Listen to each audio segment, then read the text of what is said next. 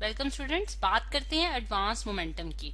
अब सबसे पहले अगर हम मोमेंटम को रिवाइज करें कि हमारे पास मोमेंटम जो है वो क्या है। मोमेंटम स्टूडेंट्स हमारे पास एक फिजिकल टर्म है जो कि रिलेट करती है उन बॉडीज के साथ जो कि मोशन में है। यानी कि अगर हम मोमेंटम को सिंपली डिफाइन करें तो हम कहेंगे मैस इन मोशन। ठीक है, यानी कि एक बॉडी जो कि जिसके पास कोई मैस है और अगर वो कोई मोशन एग्जीक्यूट कर रही है तो हम उसके पास जो है वो मोमेंटम जो है वो एग्जिस्ट करेगा। जिससे हमें ये पता चलता है कि जो तमाम मूविंग बॉडीज होती हैं उनके पास जो है वो मोमेंटम जो है वो एग्जिस्ट करता है। यानी कि मूविंग बॉडीज जो हैं वो उनके पास हमारे पास क्या होता है, मोमेंटम होता है। अच्छा, अब अगर देखा जाए स्टूडेंट्स के मोमेंटम को जो है वो हम एक्सपीरियंस कैसे कर सकते हैं, यानी कि इस मोमेंटम को हम कैसे देख सकते हैं कि किस बॉडी में ज्यादा मोमेंटम है, किस बॉडी में कम मोमेंटम है।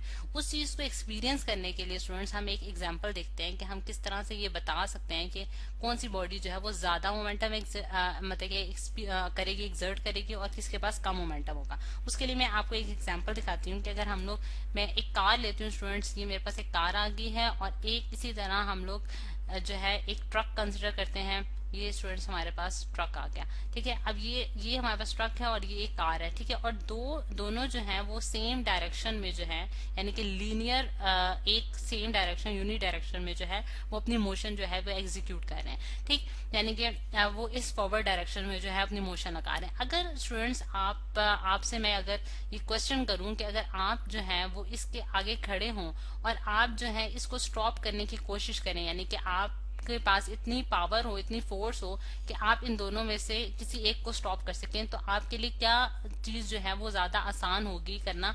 तो आपके डेफिनेटली आपका जो आंसर होगा वो ये होगा कि आप कार को जो है वो जल्दी स्टॉप कर सकते हैं। यानी कि इस एज कंपेयर टू अगर आप ट्रक की बात करें तो आप ट्रक को जो है आपके लिए मूव कराना, स्टॉप कराना जो है वो मुश्किल है। ठीक है, ट्रक को आप स्टॉप जो है कराना मुश्किल है, लेकिन आप कार को जो है वो मतलब कि ट्रक के मुकाबले में जो है वो स्टॉप कर सकते हैं। ठीक, अब अगर देखा जाए तो अगर ये दोनों जो है वो सेम वेलोसिटी से मूव कर रही थी, ठीक है, यानी कि इनकी वेलोसिटी जो थी स्टूडेंट्स वो हमारे पास क्या थी, सेम वेलोसिटी थी, लेकिन इनका मास जो है वो डिफरेंट है। यानी कि कार जो है उसका मास कम होगा एज कम्पेयर टू हमारे पास ट्रक के कार की, यानी कि ट्रक का जो है वो मास बहुत ज्यादा है। जिससे हमें पता चलता है दोनों बॉडीज जो है वो मोशन में थी, यानी कि दोनों जो है मूव कर रही है, उनके पास कोई वेलोसिटी भी है, सेम वेलोसिटी है और सेम डायरेक्शन में मूव कर रही है, लेकिन उनकी जो मैसेज हैं डिफरेंट होने की वजह से आप जो उसके फोर्स लगा रहे हैं वो इस कार पे जो है वो फोर्स कम लगेगी इसको स्टॉप करने के लिए, और ट्रक पे जो है वो ज्यादा फोर्स लगेगी। जिससे हमें पता चलता है स्टूडेंट्स कि हमारे पास जो है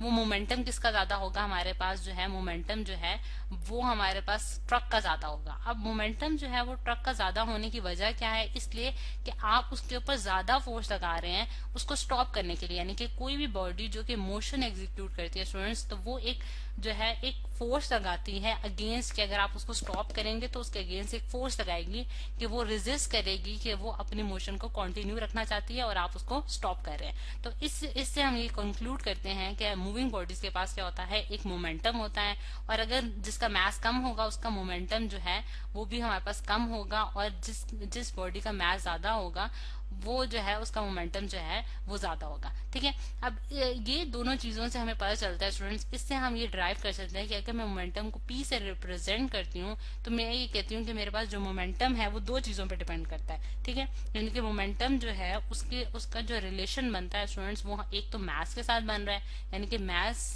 पे डिपेंडेंस है इसकी, और सेकंड डिपेंडेंस जो है वो इसकी वेलोसिटी पे है, क्योंकि अगर कोई मूविंग बॉडी होगी तभी जो है हम कह सकते हैं कि उसके पास मोमेंटम जो है वो एग्जिस्ट करता है। जिससे अगर मैं इक्वेशन बनाऊं इसकी तो मैं m इंटू वी करूंगी, यानी कि मैस जो है मोमेंटम जो है वो मैस और वेलोसिटी का प्रोडक्ट है। मैस मल्टीप्लाई बाय वेलोसिटी जो है वो स्टूडेंट हमारे पास क्या बनाता है, मोमेंटम बनाता है। अब अगर हम देखिए स्टूडेंट्स, ये हमारे पास एक वेक्टर क्वांटिटी है बेसिकली।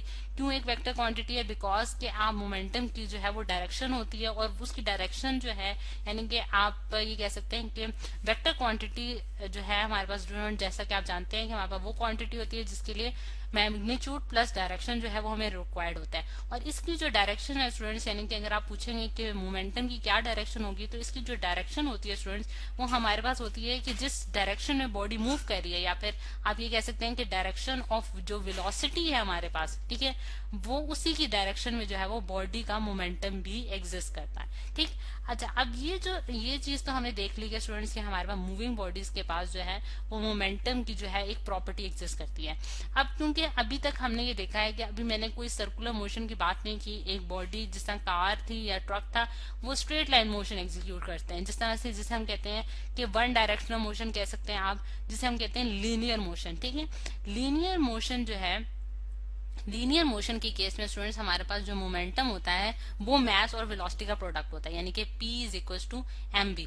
अब अगर हम इसका जो है वो यूनिट्स देखें स्टूडेंट्स, यूनिट्स की बात कर लेते हैं कि हमारे पास यूनिट इसका क्या होगा। मोमेंटम का यूनिट हमारे पास, अगर हम मास का यूनिट देखें स्टूडेंट्स, हमारे पास ऐसा यूनिट की बात करें तो हमारे पास kg होता है, और वेलोसिटी का यूनिट हमारे पास मीटर्स पर सेकेंड होता है। तो हमारे पास इसका मोमेंटम का क्या यूनिट बन गया, kg मीटर्स पर सेकेंड।